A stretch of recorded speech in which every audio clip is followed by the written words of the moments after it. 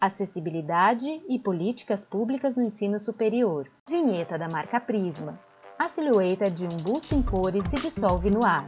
A palavra Prisma, com Z, se forma aos poucos na tela com as letras azuis em caixa alta. Patrícia. A CAI é um setor que pretende dar suporte institucional para que a UFSC se torne acessível. O grande incentivo para a criação da CAI foi o Programa Incluir, né? O Programa Incluir ele vem no sentido de exigir da instituição que seja criado os núcleos de acessibilidade. A CAI ela foi criada em 2013. Antes de pensar quais ações seriam desenvolvidas, a gente se debruçou em como nós percebíamos a pessoa com deficiência. O primeiro pensamento foi nós temos que enxergar essa pessoa e não a deficiência. E isso é um dos princípios da CAI, que é o respeito à singularidade do sujeito. E isso fez toda a diferença porque daí, na prática, se pensa as ações sem uma pré-organização, ou seja, sem protocolos, né? Uma vez que o estudante com deficiência ingressa na UFSC, é feita uma entrevista com ele, independente da deficiência que ele tenha.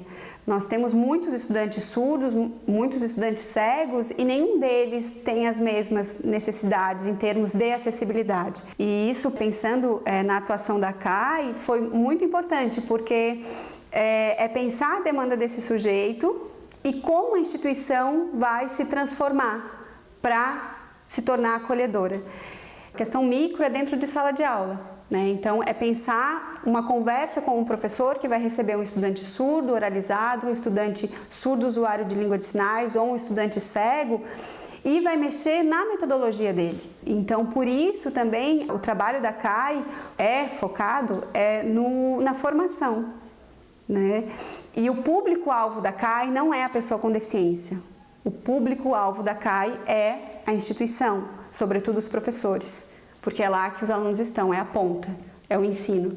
O estudante pode procurar a CAI e se identificar como pessoa com deficiência e solicitar o assessoramento? Pode. A CAI vai ir até o curso, uma vez que ela tem informação, ela vai. O professor pode solicitar? Também pode.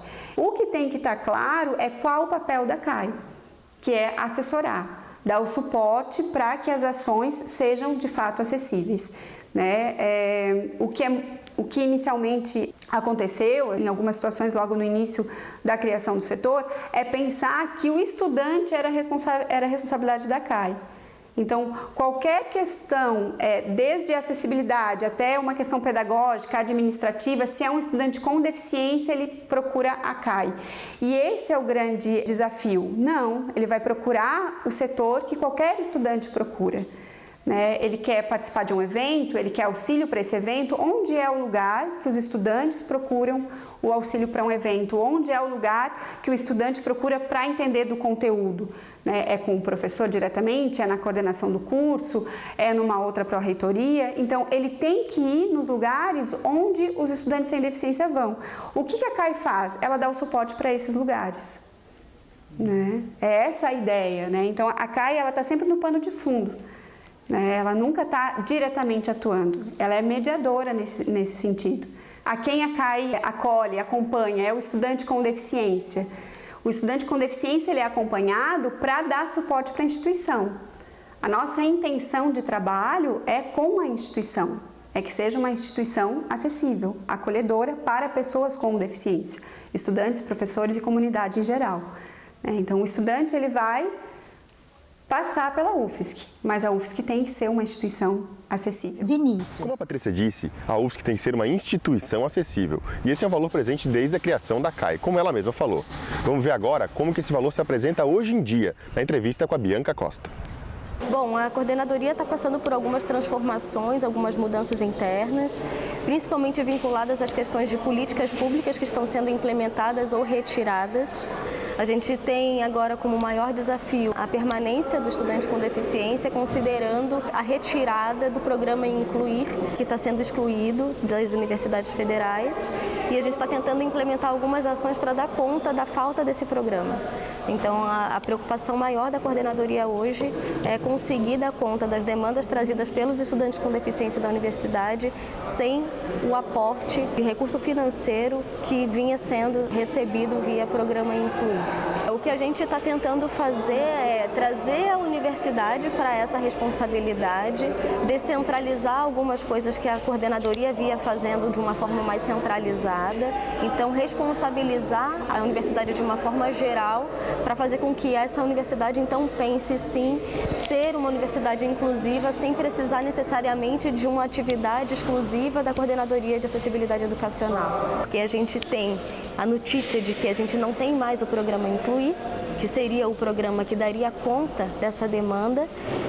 Em contrapartida, a gente também tem a notícia da promulgação da lei que obriga a universidade a ampliar as vagas voltadas à cota para pessoa com deficiência. Para o vestibular, no final do ano, também vai ser implementada a cota e a partir de agora não tem mais retrocesso. Então, a lei prevê que as cotas elas têm que atender ao que o último censo levantou, enquanto a percentagem estadual de pessoas com deficiência. Em Santa Catarina, são 21,31% da população que atenderiam a esse público.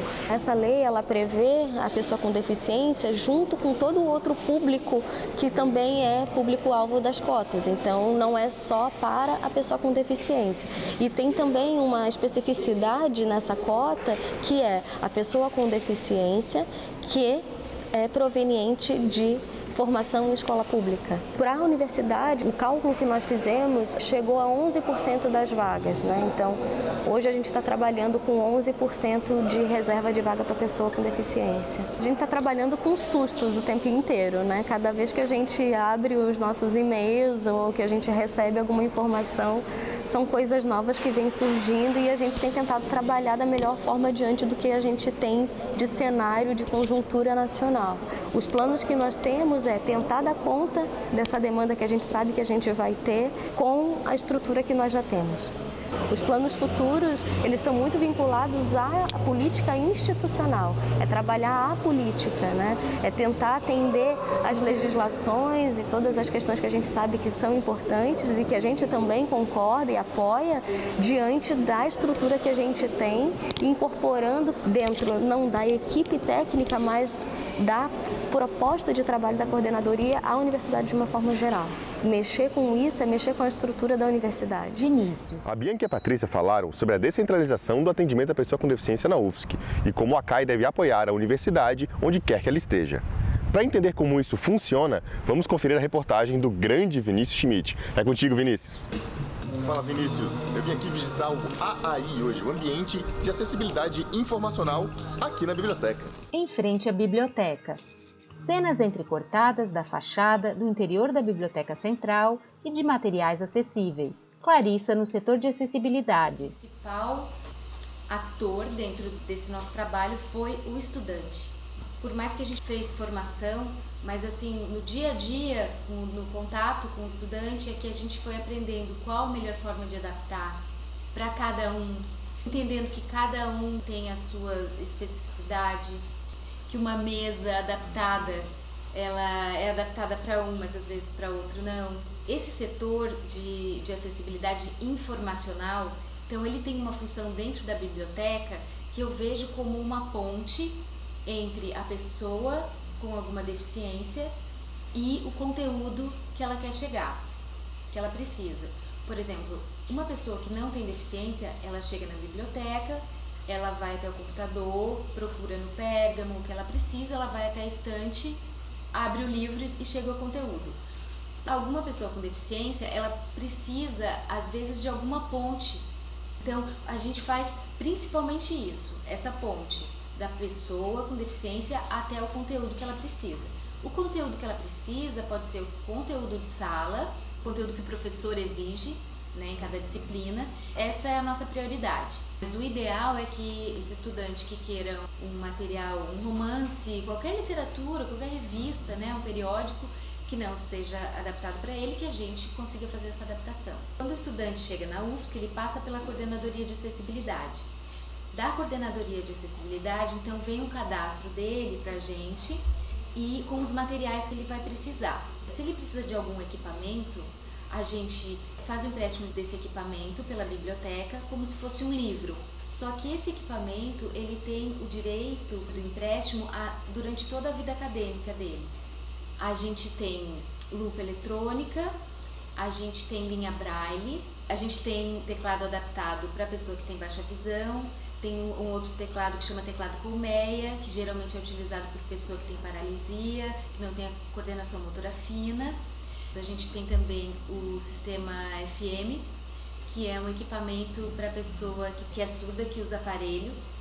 Ela usa uma parte do aparelho, a outra parte do aparelho fica com o professor numa aula, e esse sistema ele filtra o som que chega até o aparelho da pessoa com deficiência auditiva. Nós temos também um material cartográfico que é produzido aqui na UFSC, no Labitat, no Departamento de Geografia. Todos esses instrumentos são para empréstimo. A gente oferece o serviço de ledor também aqui, é o meio de leitura. Por exemplo, se o aluno tem uma prova essa semana, não deu tempo de adaptar o material, ele falou, olha, eu gostaria de marcar um horário com vocês para vocês lerem esse livro para mim. Nós tínhamos um espaço de estudo que era dentro do setor. Hoje a gente resolveu colocar ele fora do setor, no espaço de estudo comum dos estudantes, porque a gente já tinha percebido que a gente não podia deixar esse espaço de estudo como um espaço de segregação, porque acabava sendo, mas hoje a gente entende que esse espaço tem que ser junto com o estudante que não tem deficiência, porque ele tem que ter esse espaço acessível em toda a biblioteca. Em relação aos professores, quanto mais aberto ele é, mais tranquilo fica para ele, para o estudante e para a gente. O que tem ocorrido mais é uma abertura. Quando acontece algum problema em relação a isso, que o professor ou se nega ou tem um pouco de dificuldade de entender a nossa necessidade, a necessidade do aluno, é quando ele não está muito próximo. Então, quando ele se aproxima, quando ele conhece o aluno, quando ele vem até a biblioteca, quando a gente consegue mostrar para ele o processo, eu acho que o processo flui.